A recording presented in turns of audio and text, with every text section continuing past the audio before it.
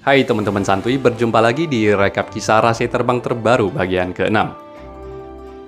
Hu Fei yang memiliki dendam dengan Miao Renfeng memutuskan untuk ikut bersama Sun Kangfeng dan Lu Xiaomei untuk mengirimkan surat dari Chen Qialo kepada Miao Renfeng.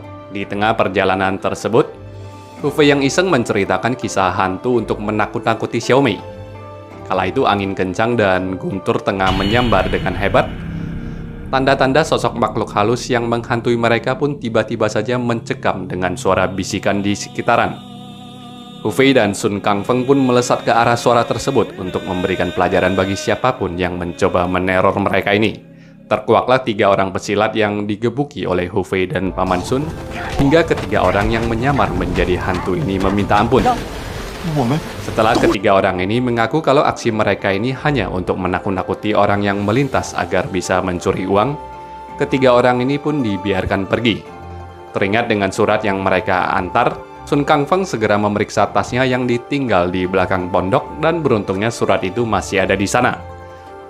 Sementara itu, Tian Qinong yang kembali setelah menemui Dewa Racun, dia menghibur Nan Lan yang masih belum bisa move on dari keguguran. Dia mengajaknya ke sebuah kamar yang katanya sebenarnya sejak dulu kamar ini sudah dia siapkan untuk Roland. Tian Qinong berjanji pada Nan Lan bahwa dia yang akan segera membawa Roland kembali ke sisi mereka. Setibanya Hu Fei ke tempat tujuan, mereka disambut baik oleh Miao Renfeng yang telah berkawan lama dengan Sun Kangfeng. Miao Renfeng yang membuka surat dari perkumpulan bunga merah itu pun tiba-tiba terserang oleh asap beracun yang keluar dari surat itu yang membutakan matanya di seketika itu juga. Ditodong pedang oleh Miao Renfeng, ketiga orang ini cukup kebingungan di mana pada akhirnya Hu Fei menyadari kalau surat titipan dari Cao Pansan itu telah ditukar orang saat mereka bertarung melawan ketiga hantu penyamar semalam. Tiba-tiba saja muncul 3 jagoan silat yang dikenal dengan nama 3 saudara Chong yang ingin mengambil nyawa Miao Renfeng. Pertempuran pun pecah dengan sengit, di mana ketiga bersaudara yang berkungfu tinggi ini sebenarnya secara rahasia dikirim oleh Tian Qinong untuk mengambil nyawa Miao Renfeng. Pertarungan yang memporak-porandakan seluruh kediaman Miao ini sempat memicu api yang menyulut kebakaran, di mana Hu Fei yang berdamping-dampingan dengan Miao Renfeng berhasil membunuh 2 lawan mereka.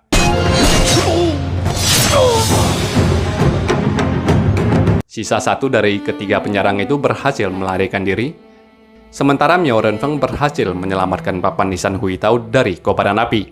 Hu Fei yang memeriksa kondisi Miao Renfeng cukup kaget saat melihat papan nama ayahnya yang disembayangi Miao Renfeng selama ini. Orang yang berhasil kabur ini kita panggil saja sebagai Ketua Chong. Ketua Chong mengabarkan kepada Tao atas kegagalan misi mereka, lalu kabar ini pun tiba ke telinga Tian Qinong yang murka besar dan memerintahkan agar bagaimanapun caranya Miao Renfeng haruslah dihabisi. Untuk mengobati mata Miao Renfeng yang buta, Sun Kangfeng memiliki ide untuk mencari master racun yang mampu menawarkan jenis racun apapun. Kabarnya master racun ini sangatlah sulit untuk ditemui dan tinggal di sekitaran Danau Tongting. Maka itu Hu Fei pun mengajukan dirinya untuk mencari master racun yang dimaksud bersama dengan Lu Xiaomei. Singkat ceritanya, tibalah Hu Fei dan Xiaomei ke lembah yang dimaksud, di mana mereka sempat menanyakan jalan ke seorang lelaki yang mencueki mereka. Lelaki itu bernama Murong Qingye, merupakan murid pertama dari master racun. Berjalan lebih ke depannya, akhirnya mereka pun bertemu dengan seorang gadis yang tengah berkebun. Dia adalah Cheng Lingsu, adik seperguruan dari Murong Qingye. Dari kemunculan Cheng Lingsu inilah, kisah Rase Terbang akan memasuki babak keseruannya yang lebih jauh lagi, di mana plot-plot kedepannya mulai akan bertabrakan satu sama lainnya. Celakanya Cheng Lingsu yang diperankan artis bernama Xing Fei ini sangat cakep ya teman-teman. Semakin cakep kalian nantinya bakalan semakin baper deh, saya jamin. Secara penggambaran novel, Cheng Lingsu sebenarnya adalah gadis yang jelek. Meski memiliki sepasang mata yang terang dan besar, dalam novel digambarkan wajahnya pucat dan datar, kulitnya kuning kering dan berbadan kurus. Dia berusia sekitaran 16 atau 17 tahun, tapi karena miskin dan kekurangan nutrisi, penampilan fisiknya seperti gadis berusia 13 atau 14 tahun saja. Membandingkan Yan Zheyi dengan Cheng Lingsu sesuai penggambaran novel itu bagaikan bumi dan langit. Zheyi digambarkan sebagai wanita tercantik dalam novel Rase Terbang. Kecantikannya bahkan melebihi Nan Lan yang digambarkan dengan sangat anggun. Sebaliknya, Cheng Lingsu adalah gadis terjelek, bahkan lebih jelek daripada Ma Chunhua. Nah, kalian ini termasuk tim yang mana nih teman-teman? Timnya Cei atau timnya Lingsu nih? Coba komentar di bawah ya. Cukup dengan sedikit intermezzonya dan mari kita kembali ke dalam alurnya. Alih-alih diberitahukan jalan menuju ke lembah Master Racun, Cheng Lingsu yang hanya tersenyum ini malah meminta Hu Fei untuk membantunya berkebun. Karena ingin meminta tolong, Hu Fei pun menuruti semua instruksi yang diberikan gadis itu. Tak tanggung-tanggung, Hu Fei yang membantunya sampai matahari hampir tenggelam hanya diberikan beberapa bunga biru yang ditanam itu. Xiaomei sempat marah kepada Hu Fei yang bodoh karena mereka yang tidak ditunjukkan jalan dan hanya diberikan bunga biru jelek itu. Namun sebelum pergi, Lingsu memanggil mereka dan menunjukkan arah menuju lembah Master Racun. Sedangkan itu, Murong Qingye, kakak seperguruan Lingsu yang membongkar-bongkar laci untuk mencari sebuah kitab, setelahnya tergeletak tak sadarkan diri. Murong Qingye yang pingsan ini lalu ditemukan oleh Lingsu yang mengambil sebuah jarum dari kakak pertamanya yang pingsan. Sementara di sisi lainnya, tempat yang akan dituju Hu Fei tengah diawasi oleh para penjahat. Penjahat itu mencoba untuk mendekati pondok yang ditumbuhi oleh begitu banyaknya bunga merah. Tapi mereka malah tiba-tiba roboh keracunan saat mendekati pondok tersebut. Ternyata bunga-bunga merah beracun ini ditanam oleh Jiang Tiesan dan istrinya Xue Jie yang tinggal di dalam pondok tersebut. Suami istri yang memiliki seorang putra ini adalah murid dari Master Racun. Keduanya merupakan saudara seperguruan bagi Cheng Lingsu dan Murong Qingye. Saat tiba di sana bersama Xiaomei, Hu Fei maju beberapa langkah ke kebun bunga merah itu untuk menyampaikan maksudnya kepada orang yang ada di dalam pondok. Namun tak lama berselang, Xiaomei tiba-tiba saja pingsan keracunan. Heran dengan dirinya yang tidak kenapa-kenapa, Hu Fei akhirnya sadar kalau bunga biru yang diberikan Lingsu adalah penawar sekaligus anti racun bagi bunga merah ini. Setelah Xiaomei dibangunkan, mereka yang tidak mau mengambil resiko pun memutuskan untuk kembali mencari Lingsu. Xue Jie dan suaminya sementara itu menjadi panik setelah mengetahui bunga biru itu bisa menawarkan racun bunga merah mereka. Artinya perimeter kebun bunga merah di sekitaran tempat tinggal mereka ini bisa ditembus oleh siapa saja yang membawa bunga biru tersebut. Saat Hu Fei kembali ke pondok Lingsu, Lingsu yang menduga mereka akan kembali telah menyiapkan makanan bagi keduanya. Xiaomei yang takut keracunan beralasan untuk tidak minum ataupun makan, sedangkan Hu Fei yang merasa Lingsu telah menolongnya tidak mungkin mencelakai mereka. Tanpa ragu dia pun melahap semua hidangan tersebut.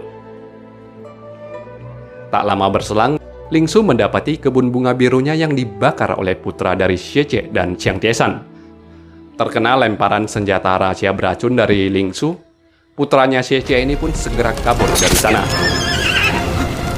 Setelah kebakaran itu diatasi, Hu Fei mendapati Xiaomei yang tergeletak mabuk di atas meja. Lingsu pun memberitahukan Xiaomei yang seperti ini karena terlalu waspada kepadanya. Dia menunjukkan bunga-bunga di dalam pondoknya yang akan membuat orang-orang menjadi mabuk jika mencium bau bunga itu terlalu lama. Nyatanya Lingsu telah mencampurkan obat penawar ke dalam makanan dan minuman yang dia sajikan tadi. Xiaomei yang berprasangka padanya akhirnya pun menjadi seperti ini. Kemudian Hu Fei dan Lingsu pun saling memperkenalkan nama mereka masing-masing. Lingsu lalu mengajak Hu Fei ke sebuah tempat dan meyakinkan Xiaomei yang akan baik-baik saja. Hu Fei yang disuruh mengangkat keranjang barang ini dalam perjalanan mereka diberitahukan kalau sebelumnya Lingsu sengaja membuat Hu Fei bekerja sampai matahari hampir terbenam karena efek dari racun bunga merah akan menurun di saat matahari mulai tenggelam. Sementara itu, anak lelaki yang terkena racun ini tengah mendapatkan perawatan dari kedua orang tua mereka yang menemukan sebuah pesan yang tertempel di dalam senjata rahasia. Pesan itu berasal dari kakak pertama mereka, Murong Qingye, yang mengajak mereka untuk bertemu. Tiba di tempat tujuan, keranjang yang diangkat Hu Fei ini digeletakin, lalu Lingsu pun meminta Hu Fei untuk berjanji padanya untuk tidak bersuara dan tidak melakukan apapun untuk membantunya. Cukup hanya menemaninya mengawasi di sini. Dalam persembunyiannya, Hu Fei dan Lingsu melihat Xie Jie dan suaminya yang tiba di sana dan memanggil-manggil kakak pertama. Dari dalam keranjang yang dibawa Hu Fei sebelumnya, keluarlah kakak pertama Murong Qingye yang tersadar dari pingsannya. Kakak pertama pun merasa bingung dengan kedua adik seperguruannya yang menagih obat penawar darinya. Mereka memperlihatkan pesan yang mereka terima dengan menempelkannya ke batang pohon. Tapi kakak pertama mengatakan itu bukanlah pesan yang dia buat. Dikarenakan kakak pertama selalu berselisih dan bermusuhan dengan kedua suami istri ini, ucapannya pun tidak dipercaya sehingga terjadilah baku hantam di antara mereka. Hu Fei sempat menarik Lingsu untuk menghindari senjata rahasia yang nyasar dari pertarungan tersebut. Pada akhirnya pertarungan itu terhentikan setelah mereka menyadari kertas pesan yang tertempel di pohon sebelumnya mulai menyala. Ketiganya membaca pesan tersebut yang ternyata ditulis oleh mendiang Master Racun. Master Racun menginginkan ketiga muridnya ini untuk berhenti berselisih, di mana Lingsu ditunjuk sebagai penengah bagi perselisihan mereka.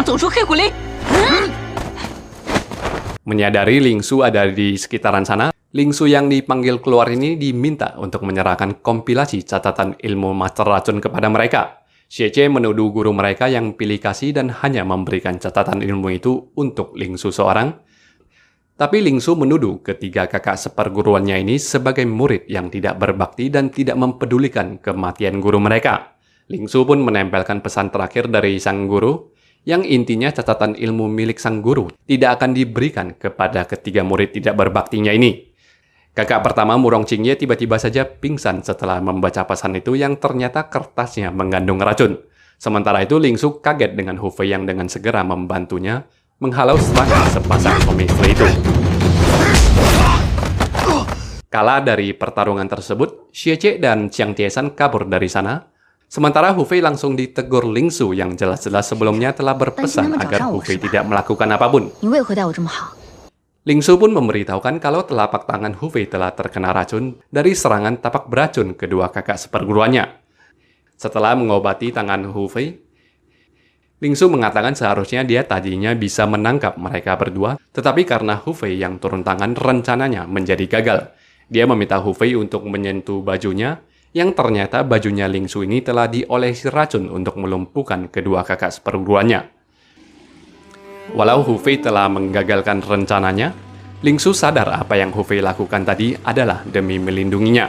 Dia pun menceritakan bagaimana kakak pertamanya yang bisa berselisih dengan kedua kakak lainnya, serta tanggung jawab yang diberikan mendiang gurunya untuk menyelesaikan perselisihan ketiga orang itu.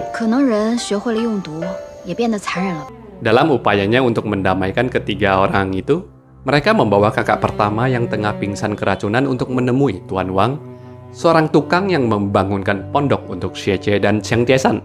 Bersama-sama mereka pun menuju ke pondok bunga merah dengan menggenggam bunga biru di tangan agar tidak keracunan. Di dalam basement pondok itu, melalui cerobongnya pasutri itu telah mempelajari kedatangan Lingsu dan segera memperkuat kunci basement mereka. Namun ternyata Lingsu tidak membobol basement tersebut, malah Tuan Wang yang memiliki dendam lama dengan Jiang Tiesan ini diminta Lingsu untuk menyegel semua ventilasi dari basement tersebut. Jiang Tiesan pun memberitahukan istrinya di mana mereka yang mau dikurung hidup-hidup di sini, sementara putra mereka diduga telah terkena racun begonia 7 hati dari Cheng Lingsu. Ngomong-ngomong racun begonia 7 hati, dewa racun yang ditemui oleh Tian Guinong sebelumnya adalah adik dari Master Racun. Jadi dewa racun yang kita lihat di part sebelumnya adalah paman guru dari Cheng Lingsu dan yang lainnya. Dalam novel, Lingsu adalah gadis yang sangat pintar sekali. Racun begonia 7 hati tidak pernah mampu disempurnakan oleh Master Racun maupun Dewa Racun, tapi hanya Cheng Lingsu seorang yang mampu menyempurnakan racun tersebut. Setelah semua ventilasi itu tertutup, Lingsu pun menyalakan sebuah lilin beracun di mana ajaibnya dia bisa membuat asap yang biasanya naik ke atas malah turun ke bawah menuruni cerobong tersebut. Lingsu memberitahukan aksinya ini adalah untuk menyelamatkan putra Xie dan Jiang Tiesan. Setelah lilin beracun itu mencapai efeknya, kedua suami istri di basement ini pun pingsan tak menyadarkan diri. Di saat itulah Paman Wang baru membongkar basement itu dan mereka pun masuk ke dalamnya untuk menolong anak lelaki yang tengah keracunan itu. Setelah memberikan penawar bagi Xie dan Jiang Tiesan, Lingsu juga memberikan penawar kepada anak lelaki itu. Sesaat setelahnya, kedua suami istri yang terbangun itu barulah menyadari Lingsu yang baik hati telah menawarkan racun dalam tubuh putra mereka. Paman Wang pun dipersilakan Lingsu untuk membalaskan dendam kepada Jiang Tiesan. Sambil memukulkan baloknya, Paman Wang menyebutkan dosa Jiang Tiesan yang dulunya memukulnya sampai 3 rusuknya patah, merebut ladangnya dan memaksanya untuk membangun basement ini.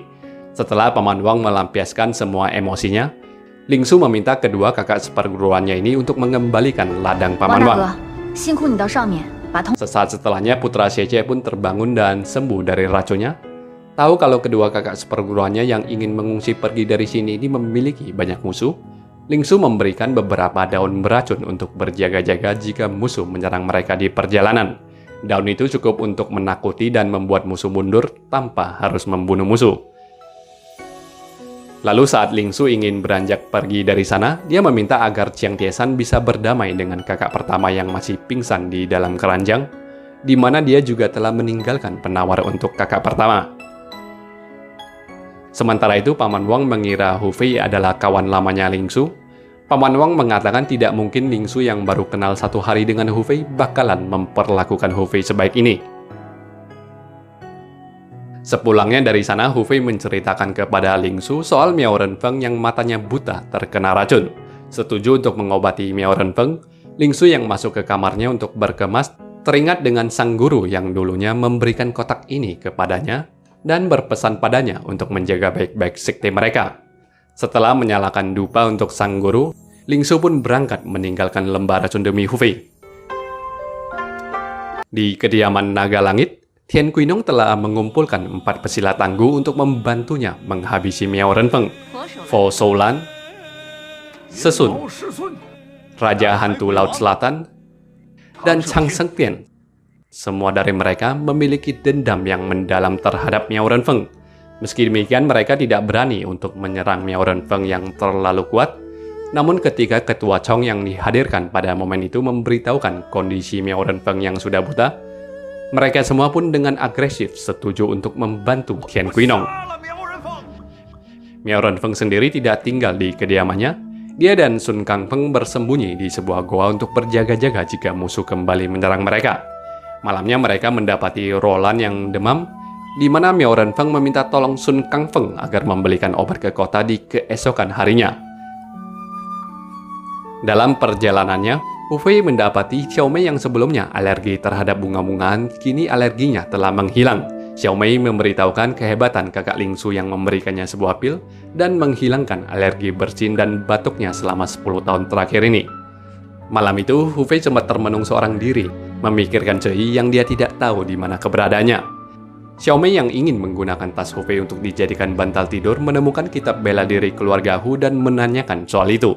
Melihat sisir yang dipegang Hu Fei, Xiao Mei yang kepo pun bertanya, kepada gadis mana sisir itu akan dihadiahkan.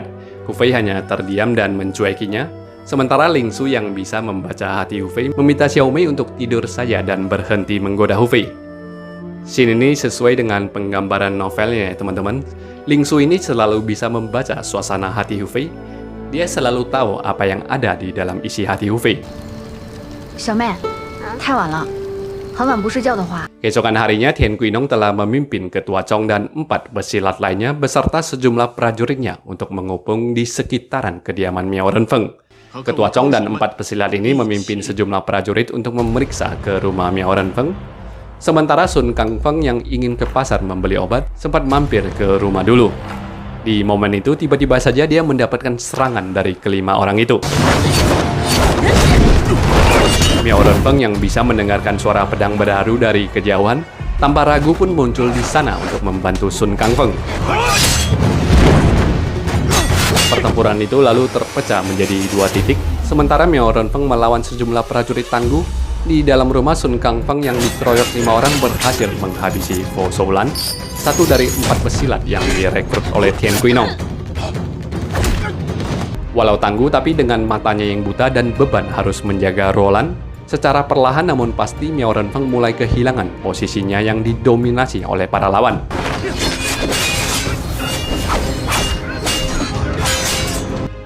Beruntungnya di momen genting tersebut, Hu Fei telah kembali ke sana dan memberikan bantuan.